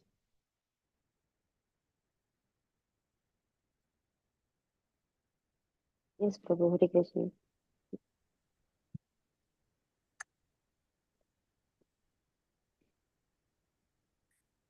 When he reached his hut, Rama said to Lakshman, I think the time has come for us to leave Chitrakuta. The Brahmins have left, and I am afraid that we will again be visited by the people who know how, who know of our whereabouts. We should leave. We should leave for some other more remote forest. Rama decided to make his way to the Dandaka forest, which was inhabited by the Rakshasas. He wanted to comfort the demons. The two brothers donned their weapons and, with Sita walking between them, immediately left. After journeying for some days, they entered the Dandaka forest and came upon a cluster of hermitages. The rishis, the rishis, they greeted them with respect. Those ascetics were endowed with divine vision, and they were astonished to see Rama and his companions. The Lord of all the worlds was standing before them. Seeing Rama and Sita's simple forest dress, the sages felt wonder and awe. They worshipped Ram with various prayers and offered him a hut for the night. Welcome indeed in your arrival in these woods, the rishi said. The king, protector of right, righteousness, and the only refuge of the people, he stands with his scepter and metes on our justice as God's powerful representative. O Ram, we are your subject and your servant. We are simple Brahmins who have renounced anger and control our senses. As such, we deserve your protection even as a fetus is protected by its mother. Hare Krishna. Thank you, Mataji. So now Rama, so after hearing those rishis speak about the Rakshasas, and they have said about whereabouts, so they are now situated in the Dandaka forest. So now, in order to confront them, and Rama mentioning to Lakshman, so to leave that Chitrakuta as well. So knowing that the reason is, if people may visit again, people may visit, come to Rama and Lakshmana. Now everyone know that where Rama is living. Okay, so know of our whereabouts. We should leave for some other more remote forest. Now Rama decided to make his way to the Dandaka forest, which was inhabited by Rakshasas. He wanted to confront the demons. And the two brothers donned their weapons, and with Sita walking between them, and immediately left. Okay, they also left their hermitage from Chitrakuta. Okay, now further, After journeying for some days, they entered the Dandaka forest and came upon a cluster of hermitages. Again, the rishis are there in the Dandaka forest as well. And here they also greeted Ramachandra, Lakshmana, and Sita Devi. These ascetics were endowed with a divine vision and they were astonished to see Rama and his companions. The Lord personally, so here in the Rama Ayana, Rama plus Ayana, Ramayana. Ayana means moments of Ramachandra. His moments are always based on the authorities. So he takes instructions and he proceeds. No, most of the places we see that Rama has taken any decision by the instruction of the authorities only. Okay, so here now all these sages or ascetics in the forest, they know the divine identity of Ramachandra and also Lakshmana and Sita Devi. So Lord of all the worlds was standing before them, seeing Rama and Sita's simple forest dress. Sages felt wonder and awe. They worshipped Rama with various prayers and offered him a hut for the night. Okay, so this is what they can do ascetics. If we go to the ascetics, they will give us a little mat and give us a little bit of water and give a fruit or root to eat. That is their forest fare or way of hosting the guests like that. Okay, that is normal. And then welcomed indeed is your arrival in these woods, the rishi said. The king is the protector of the righteousness and the only refuge of the people. He stands with his scepter and metes out justice as God's powerful representative. O Rama, we are your subjects and your servants. We are simple Brahmins who have renounced anger and control our senses. As such, we deserve your protection, even as a fetus is protected by its mother. So now, as a devotee is coming, Tesham Nityabhyuktanam Yogakshemam Vahamyaham. Who is that? Ananyas Chintayanto Mam Ye Jana Paryupasate Tesham Nityabhyuktanam Yogakshemam Vahamyaham. The Lord will protect all of his devotees, the surrendered souls. Likewise, this is called yoga. This is called yoga. We do not worry about good or bad. We only aim to serve Krishna. That is the topmost thing. And here, these Brahmanas are mentioning here that we are simple Brahmins to have renounced anger and controlled our senses. And as such, we deserve your protection. We always deserve the protection of the Lord. Dehopi daivashakaha kalu karmayavat swarambakam pratisamikshata eva sasuhu tam saprapancham adhiruda samadhiyogaha swatman punarnabhajite pratibuddhavastuhu. A devotee comes completely under the control of the divine supervision, Krishna, when he surrendered. All of his activities, his senses, and his past actions are also coming under the jurisdiction of Krishna. It is, and also that a devotee, he will see his life like a swapnam punar na bhajate pratibuddhavastuhu, because he has attained the supreme, attained the lotus feet of the Supreme Personality of Godhead. Swapnam. This material life is like just like a dream. Punar na bhajate, it would not happen again, because pratibuddha vastuhu, he has attained that devotional service to Krishna. That is under dehopi daivashakaha. Likewise, here when the ascetics and rishis, they completely renounced anger and controlled their senses, and they're always protected by the Lord. Like giving an analogy, as a fetus is protected by his mother. Okay, this is one of the statements of the rishis as soon as they see Ramachandra and taking shelter of Ramachandra, because they know that identity of Ramachandra. We also devotees know that Krishna is Supreme Personality of Godhead. Okay, we know that Krishna's real position. He is all powerful. His name, form, qualities are not different from him. And we take the shelter of the lotus feet of Nama Prabhu. Nama Prabhu. Nama Prabhu. What is Nama Prabhu?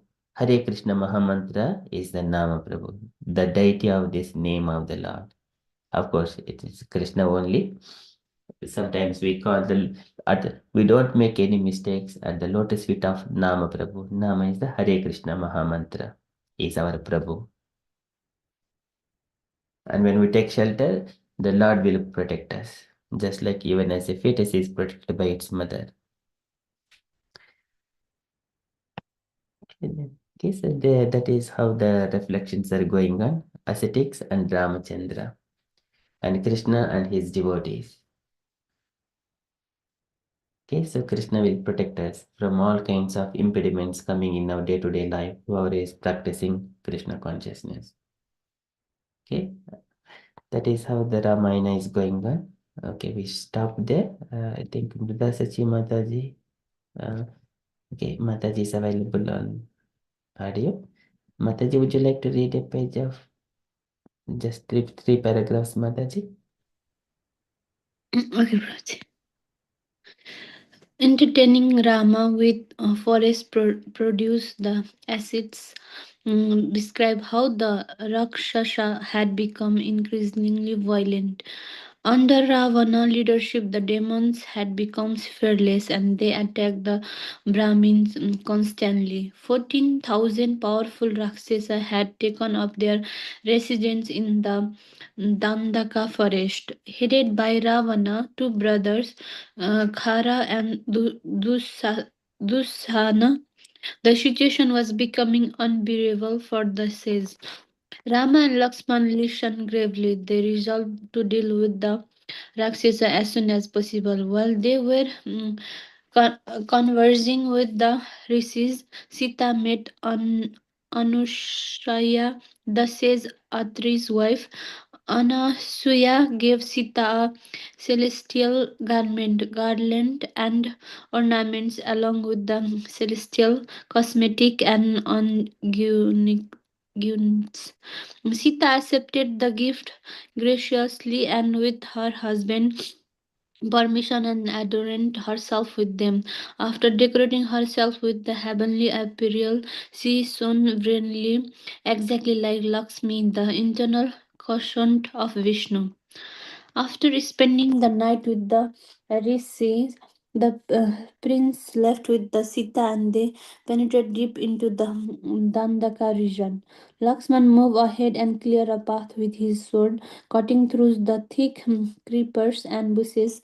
Sita, her head covered with her cloth to protect herself from the swarms of insects that flew about, walked in the middle.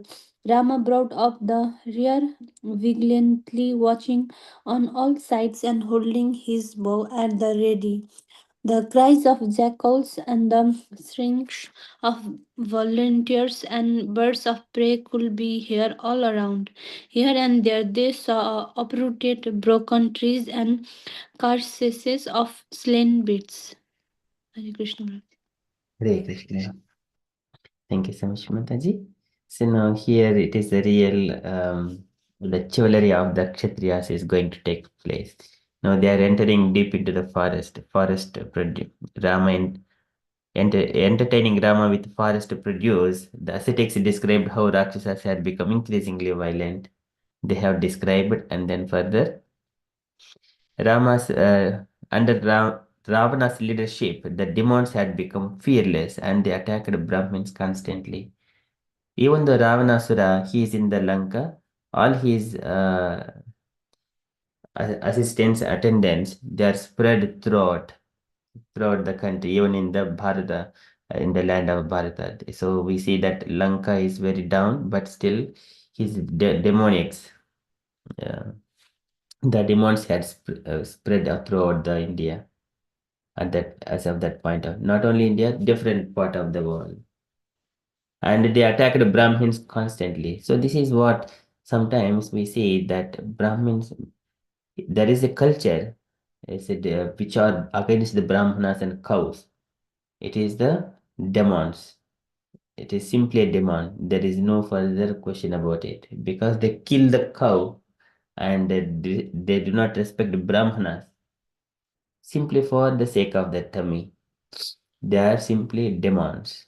That kind of category of sectarian people, it is spreading very rapidly in this age of Kali. Okay, and there is no question of thinking that whether he's a good person or not, because simply killing a cow, there is no further question to contemplate whether he's a good person, whether he's speaking nicely, wearing a nice dress, whether he's a politician or not. It's simply demands. So here, 14,000 powerful Rakshasas had taken up their residence in the Dandaka forest, headed by Ravana's two brothers, Khara and Dhoshana. So the situation was becoming unbearable for the sages. So now the demands are disturbing. Always these demands, they disturb the... If there are no demands, again, there is one side saintly person, they do not progress quickly. One side there is a force as well required.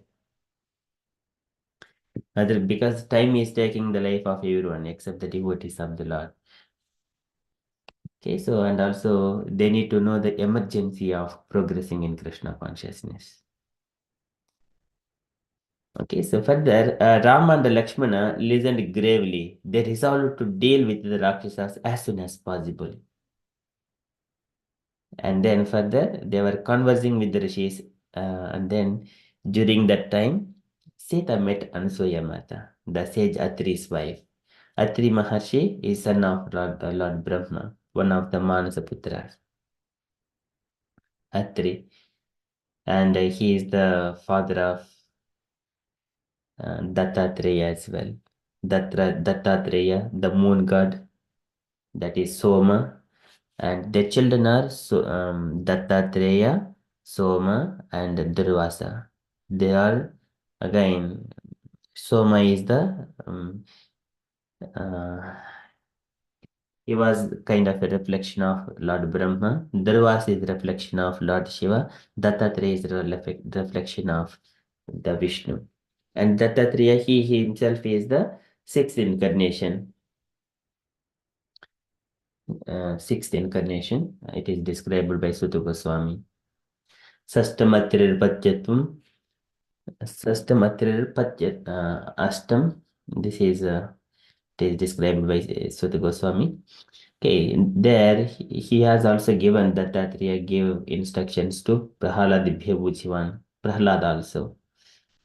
So now here Atri and his wife Ansuya are living in that forest. Ansuya, we know the glories of Ansuya Mata. She is the one of the greatest women, ascetic women, and she has that kind of ascetic but just by rendering service to her husband. That's all. Okay, so Ansuya gave a celestial garment, garland, and ornaments. So these are all. Ansuya Mata is also daughter of Devahuti and Kadama Prajapati. And they have got 9 daughters. Out of those 9 daughters, Ansuya is one of. And Ansuya was given in marriage to Atri Maharshi by Kadama Prajapati. And later on, Kadama Prajapati, he went on as a Icha Dvesha Vihinena Sarvatra Samachetasa Bhagat Bhakti Yuktena Prapta Bhagavati Gatihi. And then he took permission from Kapiladev, his son, and then he went on. So, but he has Atmajaha Pariteshyadja Vistrunehi Yasho Bhuvi. So he has given all of his daughters to other sages, and then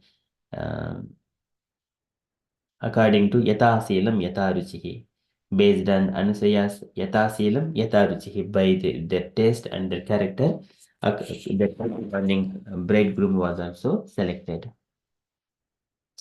Okay, so that Anusuya and Atri Maharshi, they are in the Dandaka forest. So Atri Maharshi is directly son of Brahma. Anusuya is the daughter of Devahuti and Kadama Prajapati. They have got all the divine qualities now. And there is no surprise that if they have got celestial garment, garland, and ornaments, along with the celestial cosmetics and guians. Okay, and also here, Anasuya Mata also gave kind of a benediction to Sita Devi, that as long as Ramachandra is present on the earth, Sita is always uh, with young and beauty. Her beauty will not be faded. Because it needs to give pleasure to Ramachandra. So such kind of benediction also we could see that it is described in somewhere. Okay, so Sita accepted the gifts graciously and with her husband's permission adorned herself with them. After decorating herself with the heavenly apparel, she showed brilliantly exactly like Lakshmi, the eternal consort of Vishnu. So here, even the gifts are received with her husband's permission, adorned herself with them. So like Anasuya Mata also asks the permission from Atri Maharshi when she is doing any activity. The same thing, Sita Mata also like that, asking her husband's permission. So that is the way of chaste women in our history. And it is not difficult to follow in this age also. We may think that my husband is not like Atri Maharshi, my husband is not like Rama. Why I could be like a Sita? Why should I be like a Ansuya? It is not those conditions, but it is up to ourselves. We need to purify ourselves, not pointing to the others. It doesn't matter my husband is a thief or a rogue or a diseased person or a very cruel person, but still it is a duty of one's constitutional position as a matter of duty. It is not because it does not depend on the opposite person. It depends on ourselves if I am acting rightly or not. Okay, so here this is the duty of this is called constitutional position of a living entity. Okay, so likewise, Sita adorned herself, and then further, after spending that night with the rishis, the princess left with Sita and they penetrated deep into the Dandaka region. And Lakshmana moved ahead and cleared a path with his sword, cutting through the thick creepers and bushes. So here, Lakshmana, and who is Balaram, who is the spiritual master, who is our spiritual strength when we are progressing, and then he makes the pathway to clear for Sita and Ramachandra. So that Prabhupada used to say. So cutting through the thick creepers and bushes, Sita, her head covered with her cloth to protect herself from the swarms of insects and flew about, walked in the middle. The woman is always to be protected by the men. So here Ramachandra is there. And then Rama brought up the rear, vigilantly watching on all sides and holding his bow at the ready. So this is also practical experience. When we go to the forest, we need to be always alert. What is going to be coming in what direction? We don't know. Apart from that, they have got Sita Mata also to give protection. Now the cries of jackals and the shrieks of vultures and birds of prey could be heard all around. Here and there they saw uprooted broken trees and carcasses of slain beasts. So in this olden days, this forest, of course, if we go to enter into the forest, we may see similar kind of things as well. But we may not see the Rakshasas directly, but we would see everything else. Even in the UK also, United Kingdom, if we go to small kinds of regions, the forest area, we also see some trees fall down, and sometimes these rabbits and small foxes are moving here and there, and also making some sounds, shrieking sounds. Okay, but in India, it is a bit more wild because of it is hot weather. It accommodates many other living entities. Innumerable living entities live there. Okay, but here that is how they are proceeding in the Dandaka forest. Okay, so there we stop there. Now I request the devotees, if you have got any questions or you wanted to share anything or you wanted to comment anything, kindly ask questions or comment or share anything. Hare Krishna.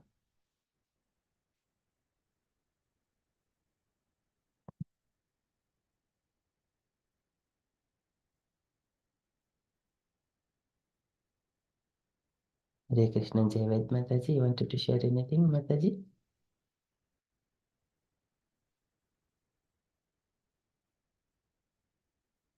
Okay, that message.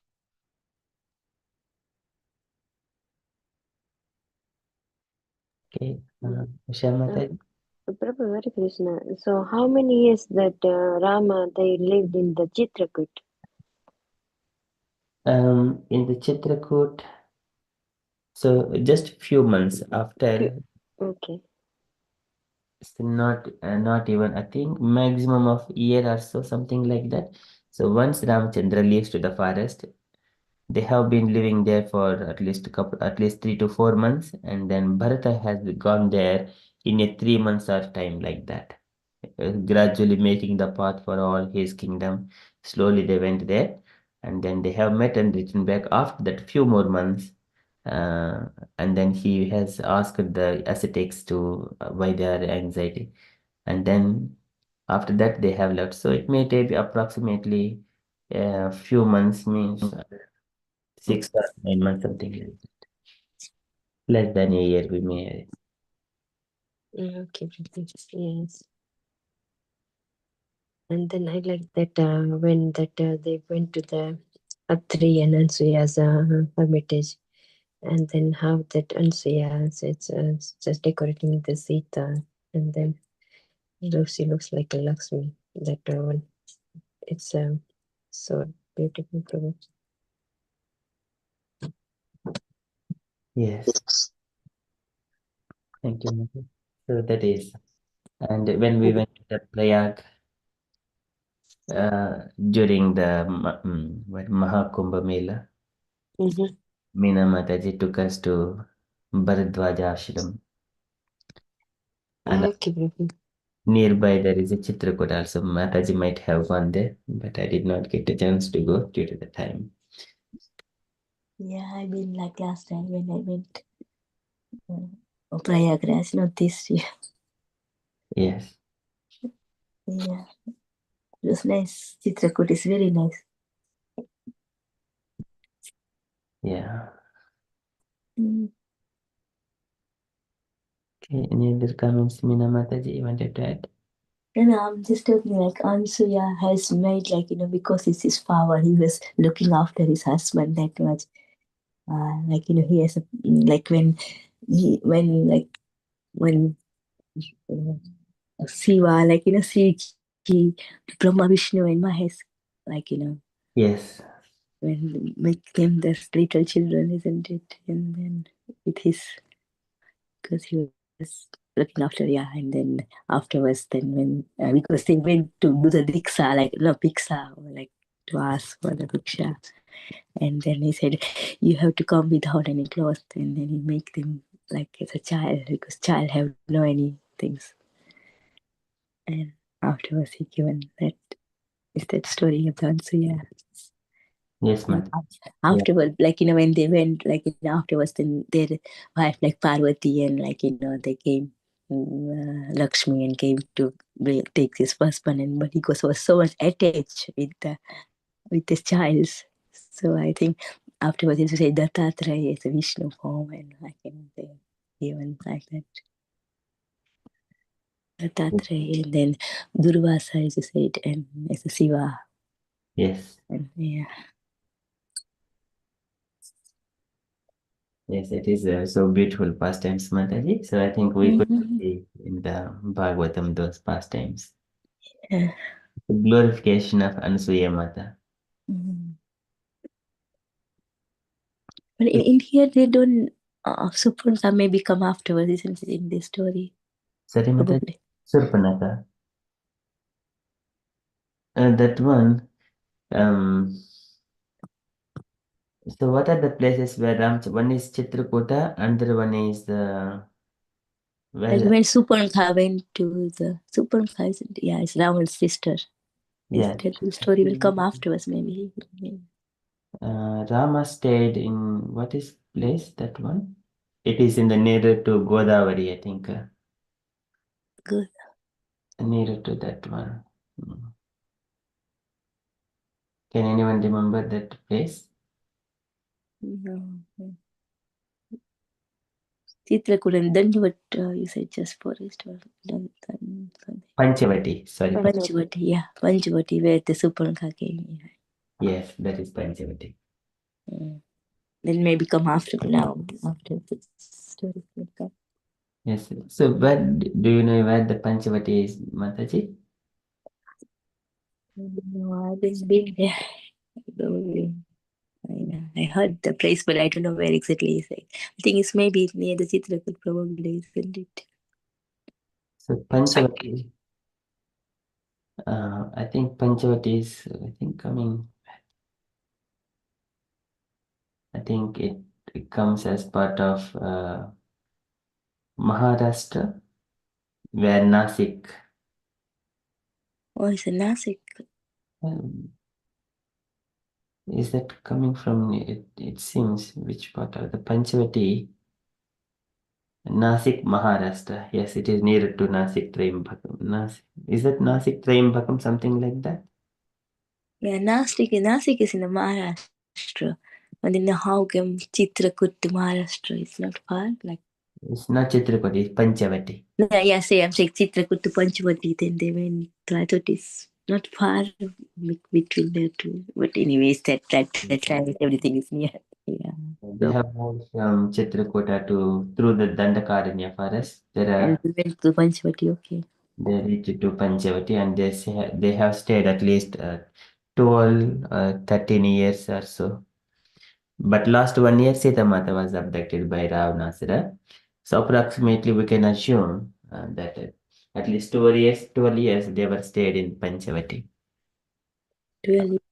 Okay. Yeah, approximately. Of course, there may be time for them to walk from Chitrakuta to the Panchavati. It may take maybe couple of months or so. Mm-hmm.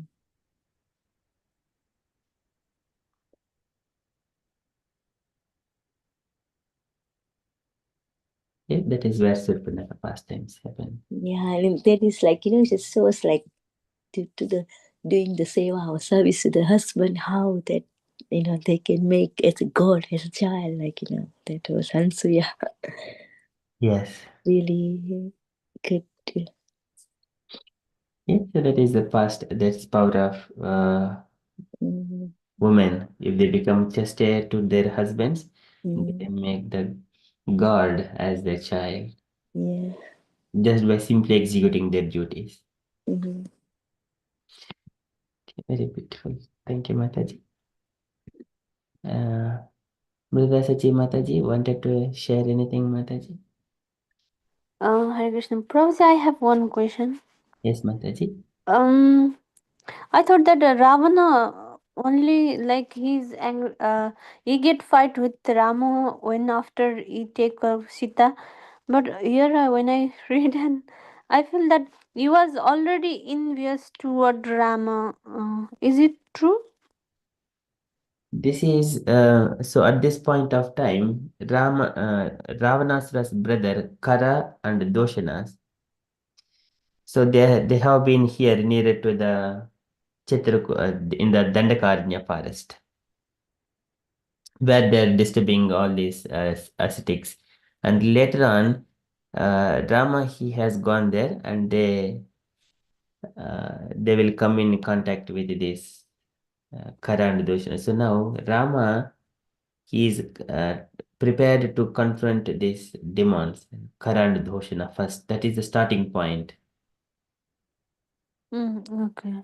And then after that, Rama kills all of them, and later on, things will be all right. Things will be all right, but still, Rama came to know that Ravanasura came to know that incident, but he did not take particular action. But later on, when Surpanaka comes into the picture, after how many years? After 11 years or so, 11 or nearly 12 years. At that time, Surpanaka comes and then she comes to Ramachandra in the Panchavati. At the time, that is also because Surpanaka wanted to marry Ramachandra. And because Sita Mata was a obstacle in between, she wanted to kill Sita.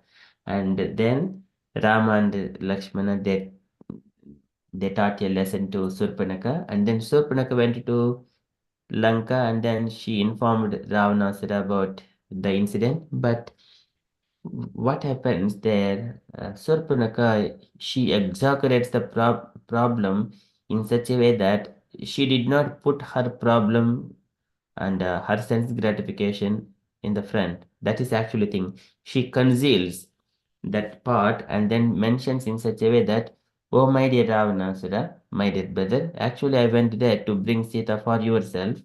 She does for so she says entirely orchestrated different story to Ravanasura. And then Ravanasura comes there to abduct Sita. That is how it takes place.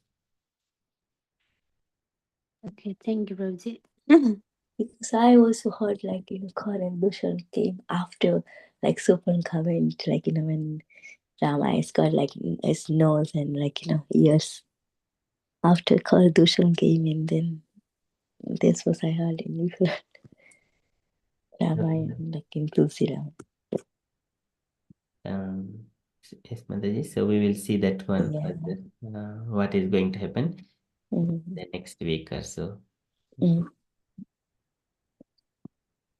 Thank you, Prabhuji.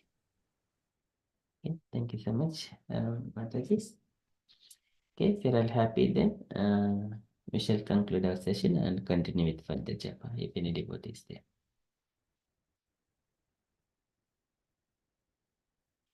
Thank you, Prabhu, for nice Ramayana class. Thank you. Let's say Hari Bol to Prabhu. Thank you. Hari Bol. Hari Bol. Hari Bol. Chakalpa. Thank you, Prabhu. Hari Bol to all the dear devotees. That's all glories to Srila Prabhupada, all glories to Guru and Vaishnavas and everyone. Okay, thank you so much. We shall conclude. पंचकल्पतरुभ्यश्च कृपासिन्धुभ्य एव पतितानां पावनेभ्यो वैष्णवेभ्यो Anantapati Vaishnava Prabhupada. Krishna conscious day everyone. Hare Krishna. Krishna. Jai Shri Krishna Chaitanya Prabhu Nityananda